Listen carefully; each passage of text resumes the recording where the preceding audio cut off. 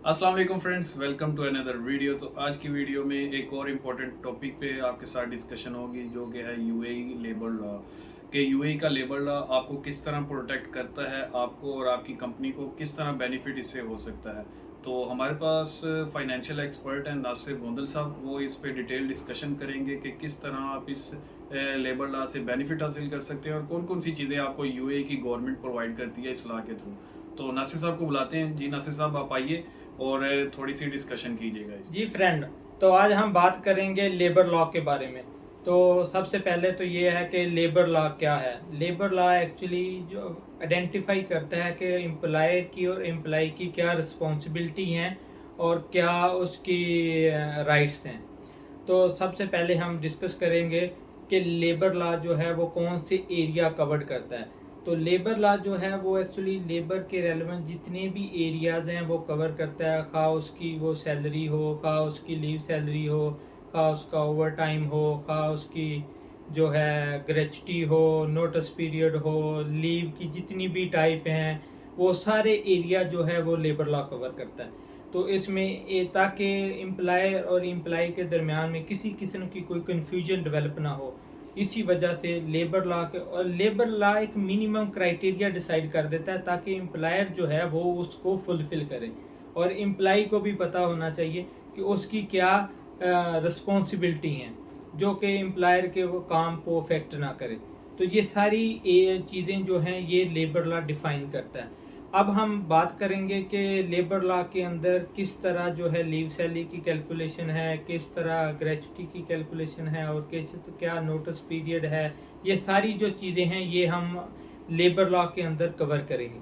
तो सबसे पहले ये है कि अभी जो 2022 में फरवरी से ऑनवर्ड लेबर लॉ चेंज हुआ है, तो इसके अंदर जो है वो जो लीव सैलरी की कैलकुलेशन है वो चेंज होगी। इससे पहले जो लीव सैलरी पे होती थी वो बेसिक सैलरी पे होती थी, यानी कि आप अगर एक साल के अंदर 30 दिन के लिए एलिजिबल हैं तो आपको एक बेसिक मिलती है जब आप छुट्टी पे जाते थे।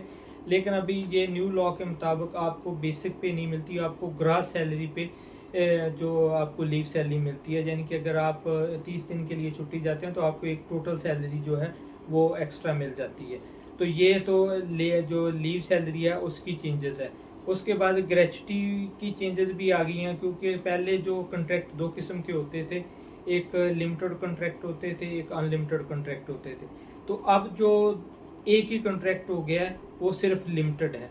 और वो उसमें ये है कि पहले 5 साल तक अगर किसी बंदे ने सर्विस की है तो उसको 21 डे पर ईयर के हिसाब से मिलेगा और 5 साल के बाद उसको 30 डे पर ईयर के हिसाब से बेसिक सैलरी के रेट पे मिलेगा।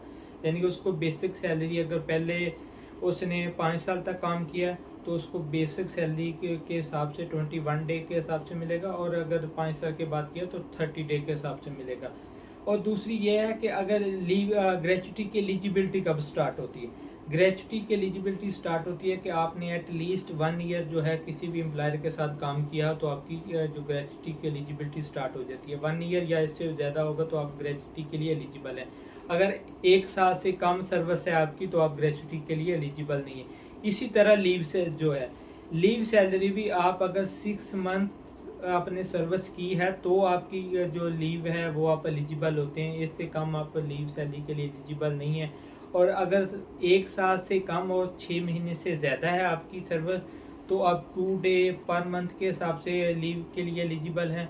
और अगर आपकी 1 साल कंप्लीट हो जाती है और 1 साल से ऊपर है और यहाँ आप नेक्स्ट ईयर में जाते हैं तो फिर आप 2.5 डे पर मंथ जो है ना आपके लीव के लिए एलिजिबल है।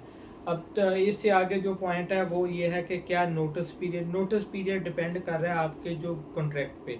तो अगर तो आपका कॉन्ट्रैक्ट के अंदर मेंशन है कि 1 मंथ आपने नोटिस देना है तो आपने 1 मंथ नोटिस आपको एम्प्लॉयर भी दे सकता है, एम्प्लॉय भी दे सकता है। आप 1 मंथ के नोटिस पे अपनी कंपनी जो है उसको जिनके रिज़ाइन कर सकते हैं या एम्प्लॉयर जो आपको टर्मिनेट कर सकता है। लेकिन अगर आपके कॉन्ट्रैक्ट के अंदर मेंशन है 3 मंथ का नोटिस पीरियड तो फिर आपको 3 मंथ का ही नोटिस पीरियड देना पड़ेगा।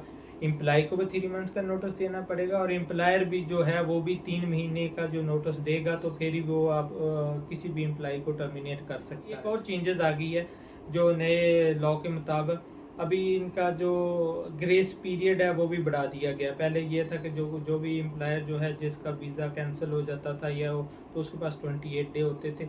अब इसकी कैटेगरी चेंज कर दी गई हैं। जो लेबर है उनके 2 मंथ कर दिए गए हैं और जो प्रोफेशनल हैं उनके 3 मंथ का जो है वो ग्रेस पीरियड। तो यानी कि अगर कोई बंदा कोई भी एम्प्लॉई जो है कैंसिल होता है तो उसके पास 2 मंथ या 3 मंथ जो है वो टाइम पीरियड होता है कि वो आगे जॉब सर्च करे। अगर वो मुल्क से एग्जिट नहीं करना चाहता तो वो आगे जॉब सर्च करे।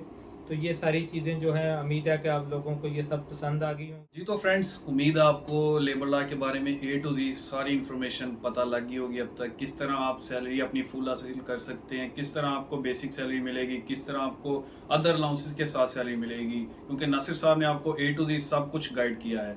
तो होपफुली आपको ये वीडियो पसंद आई होगी। तो वीडियो पसंद आई है तो इसको कीजिएगा लाइक, शेयर एंड सब्सक्राइब। इंशाल्लाह मिलते हैं नेक्स्ट वीडियो में। अपना बहुत सारा ख्याल रखिएगा। टेक केयर, अल्लाह हाफिज़।